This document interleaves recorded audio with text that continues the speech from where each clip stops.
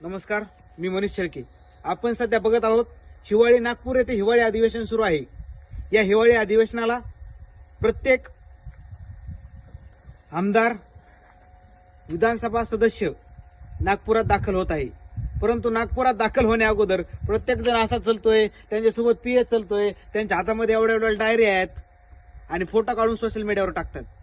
मला त्या सर्वांना एकच सांगायचंय, तुम्ही त्या नागपूरला अधिवेशनासाठी गेलेला आहात, व्हिडिओ काढण्यासाठी नाही.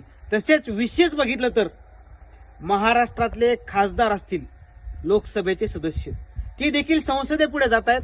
कोणी असा व्हिडिओ काढतंय, फोटो काढतंय, कोणी असा फोटो काढतंय. तुम्ही तेथे केवळ जनतेचे काम करण्यासाठी गेलेले आहात. जनतेचे प्रश्न सर्वोच्च सभागृहापर्यंत पोहोचण्यासाठी तिथे गेले आहात.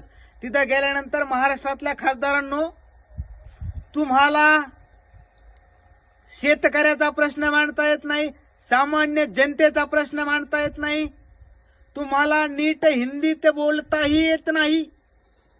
फक्त तुम्ही संसदेत फोटो काढण्यापुरते जाता का? अहो, तुम्हाला ज्या सामान्य जनतेनं निवडून दिले, त्या सामान्य जनतेचे प्रश्न न मांडता केवळ तुम्ही तेथे फोटो सेक्शन करण्यासाठी जाताय का?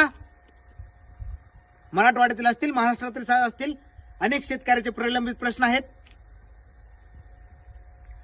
शेतकऱ्यांना अवकाळी पावसानं त्रस्त केलेला असून तुम्ही त्यांना तुटपुंजी रक्कम देऊन, त्यांना भीक दिल्यासारखी रक्कम देऊन त्यांना असमाधानी केलेलं आहे. अधिवेशनात असेल, आपल्या हिवाळी अधिवेशनात नागपूरला सत्तेत असलेले पक्ष चहा पाण्यासाठी विरोधी पक्षातील आमदारांना बोलवत आहेत.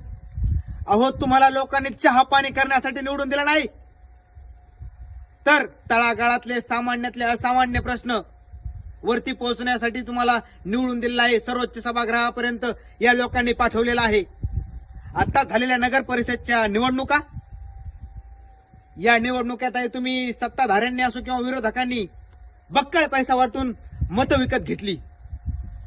तुम्हाला सत्तेत समाजसेवा, समाजाचे काम, लोकांची कामे, शेतकऱ्यांचे प्रश्न हे सोडवण्यासाठी कधीच जायचं नाहीये. तुम्हाला सत्तेत फक्त आणि फक्त महायुती असेल किंवा महाविकास आघाडी असेल, पैसा लाटण्यासाठी, या जनतेवर राज्य करण्यासाठी, जनतेवर आवाज उठवण्यासाठी, गुंडगिरी करण्यासाठी, अवैध धंदे करण्यासाठी तुम्हाला सत्तेत जायचंय. मग ते देवेंद्र फडणवीस असतील, अजितदादा पवार असतील. अजितदादा पवार यांचे किती अवैध धंदे आहेत, अजितदादा पवार यांच्या आमदारांचे